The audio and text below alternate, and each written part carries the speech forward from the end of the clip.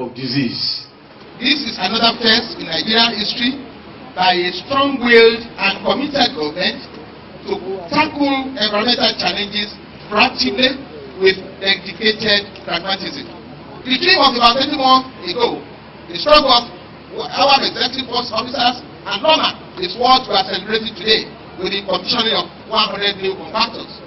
This is the right step towards the renaissance of clean environment akin to the glorious years of colonial rule in Lagos colony.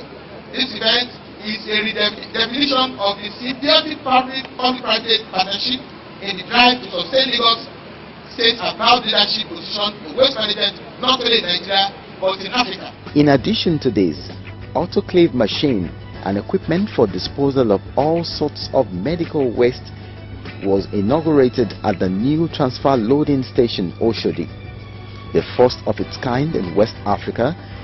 The acquisition of this technology now affords government the opportunity to effectively manage waste generated from hospitals and clinics across the state. The uniqueness of this machine are two things. First of all, there is an embedded inserter inside the machine. The second thing, there is a probe, thermometer probe in the lower chamber, which gives the real-time reading about the temperature being released, because this is how the cycle is being done.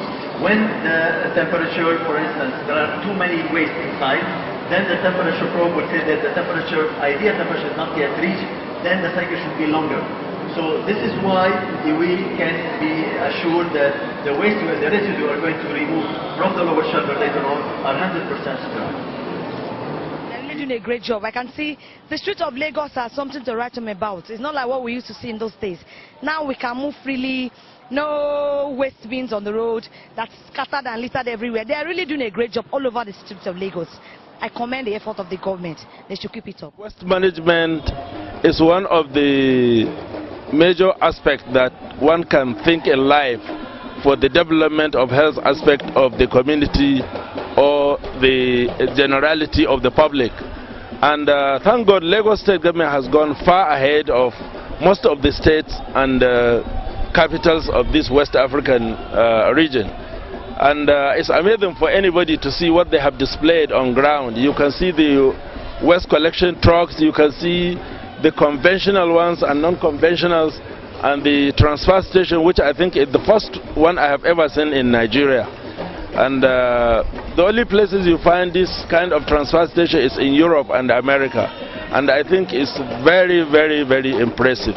As one of the major visible achievements of the present administration, construction, rehabilitation and upgrading of road infrastructure across the state continue to receive desired attention. Considering the contribution of road to the facilitation of goods and services across the state, there is no doubt that the interventions of this administration would bring about accelerated commercial and economic development of Lagos. As of today, Adeniran Ogunsoya, Eric Moore, Akerele from Alhaji Masha to Ogunlana Drive, Bode Thomas, entry and exit to Ogudu Roads have either been handed over or awaiting inauguration. Again, Idi-Araba Road, Ayobo Ekpaja Expressway with accompanying light rail corridor and Ikoyi-Lekki Link Bridge are ongoing. This bridge in particular is unique in every way. Designed and being built as the first cable-stayed bridge in Africa, the economic and architectural relevance of this project is bound to reposition the state as a forward-looking model megacity.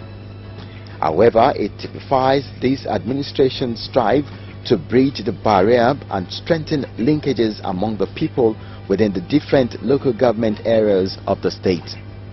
It has been a lot of improvement. In fact, what our governor is really doing in this state is something that entices everybody. Compared to how it were before, it was one lane, but now it's double lane. There will not be a lot of traffic on this route. I think the road will be very free. Aside from this particular one we are standing on, Akerele, Ogulano Drive, Adelabu, Adeniran Ogunsoya, Bode Thomas, and there's a lot of improvements.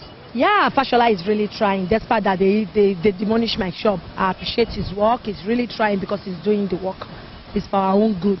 Any person they work out, they go fall down, ask them, road is not good. It's the sun they come off. Now road is okay, everything is good. Work out. Any motor they go work out well inside this work. Now thank God for Fashola. When the assignment is completed, it's going to increase the number of routes we have, and this hold up we are having is going to ease off, and people who are going about their lawful business will be able to leave house and get to the working place in time. You see that people will sometimes leave house before they will get to the work. Their day is half spent because of hold up. So, but once this is improved, I think our commercial activities will increase. People will go and do their normal business in good time and get home and have rest. And of course, it will even ease up stress people are encountering on the way to get to work.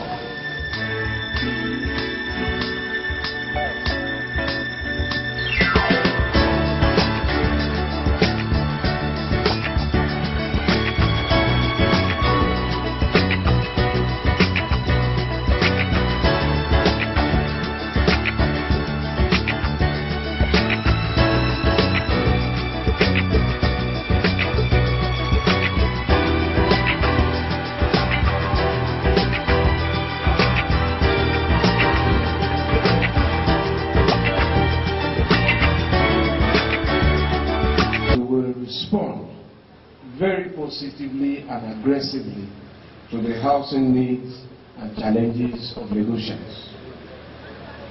Between September this year and today, which is about 3 months, when I commenced the handing over of completed housing projects, this facility in Apapa today is the 4th housing project we have completed and handed over.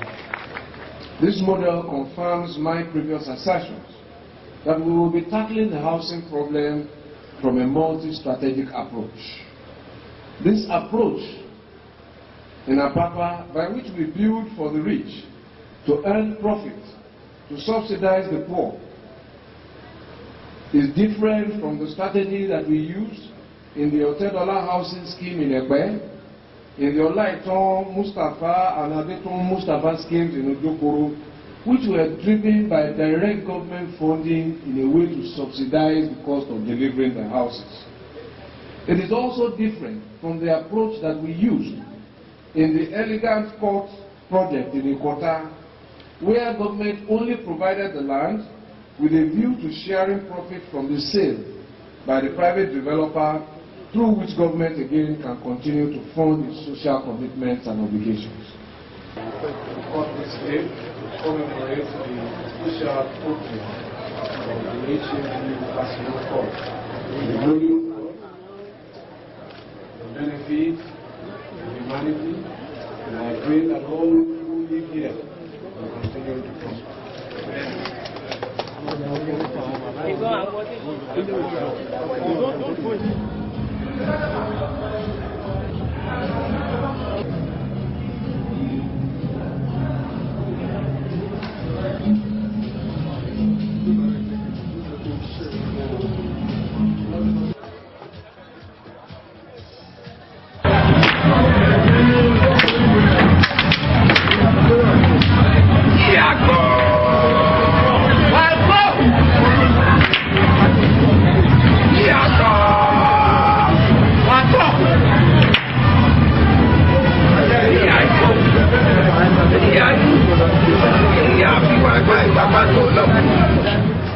Aside its industrial and commercial status, Lagos is also an essentially traditional society. Again, this played out recently when the state organized Adamurisha Festival, popularly known as Eyo Play, hosted in honor of the late Chief Yesufu Abiodun Oniru, the father of the present Oniru of Iru land. Adamurisha is one of the richest and proudest statements of the flamboyance, elegance and colors of Lagos. It was indeed a day of culture and display of color, dance and tradition. This climaxed at the Tafawa Balewa Square, TBS in Lagos Island, with a fanciful parade. This is one play which has stimulated entrepreneurship and other economic opportunities for the people of Lagos.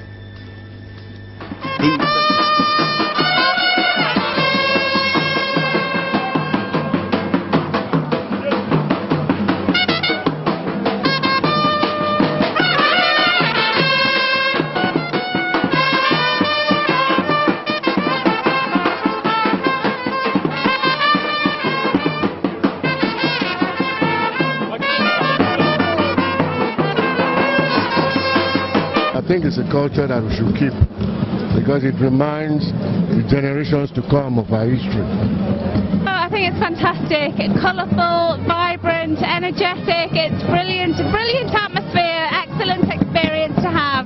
Thank you. I've really enjoyed it. The presentation of 485.292 billion naira budget estimate for year 2012 by Governor Babatunde Raji Fashola sets the state further on the course of development. In what has now become a tradition, the 257.821 billion naira capital expenditure exceeds the current estimate, which stands at 227.470 billion naira. In line with the budgetary policy of the state government, the administration will boost its poverty alleviation program through infrastructural renewal for economic development. Fashola has been doing really great. He has been a very good example to even other governors out in Nigeria. You can see all the ongoing projects in various locations. There's hardly any place you go to where you won't see him doing one thing or the other. Either he's repairing roads or they're constructing drainages. He's always doing one thing or the other, and for me, he's really leaving a legacy that even after he left office, people will still want to emulate such legacy. Ever since he emerged as the governor of Lagos State, he is outstanding. I want to say it's like he took after Jakande, because most of the things, the innovations and the new things he has been doing, talk about the BRT, the roads and this Badagry Express road that we still, all these things are part of the things that he said he was going to do. And it's not just a man that will say something and he won't do it. He will always do it. He has challenged me as a person. I've had opportunity to speak with him. The last time he came here, I laid a demand. The truth of the matter is, I just laid that demand that we need a faculty bus. And to God, by God's grace, he delivered the bus. Right, he said, I'm going to do it. And before God, and he did it. That is a man that is passionate about youth, passionate about education, is passionate about so many things that is going on in Lagos as a whole. He's a performing governor, and in fact, he's a thinking governor. For him to have started this is very good. It's positive, and I hear him.